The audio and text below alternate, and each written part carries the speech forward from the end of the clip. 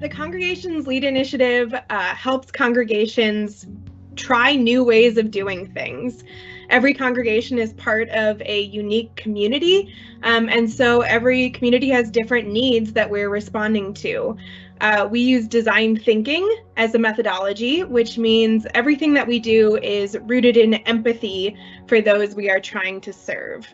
We ask congregations to do up to 3 short-term experiments, that's 6 to 8 weeks, which is kind of a new way of doing things. A lot of times there's a culture in congregations where if a program doesn't last for 10 years, it's some sort of abject failure. You're testing a concept to see if it works. And if it does, then maybe we can implement or change a few things and try it again.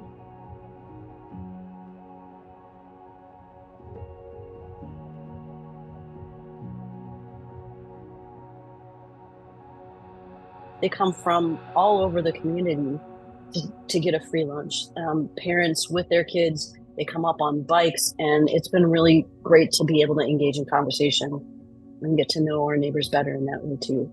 And sometimes it just takes a simple gesture for people to know Jesus is love. But what these opportunities for table talks really provide are, education, understanding something that you might have been completely ignorant about, gaining empathy in that sense. So how can we take what we learned and understand why I should care and how important this is to somebody like me?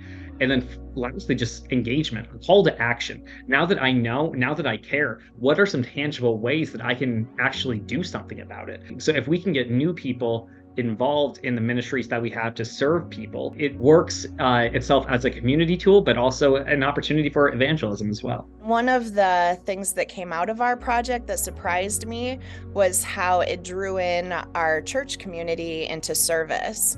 When we said we had a need for money or for volunteers, I was really surprised at how quickly people jumped in and participated. I think after our first time out in the community, we did a debrief, and there were like 18 congregation members in our library talking about things like, I think we need to redo the prayers differently. I don't really feel like we're like leaving room for the Spirit. And I'm thinking, if this was what my worship planning meetings were always like this would be amazing. If the church was doing that all the time, we would be full of life because we would be reforming ourselves constantly for how we're translating the gospel for whichever context or people we're trying to reach.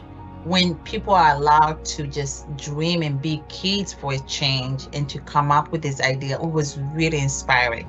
So we are not just the church, there's a stereotype like the church is one way or we all do the same thing. Reading these, only 40, and we have over 9,000 congregations. Just imagine if each congregation was given this opportunity. This is all helping congregations become more adaptable and resilient, which we live in a changing world, and congregations that are resilient are more likely to thrive, and thriving congregations means a thriving church.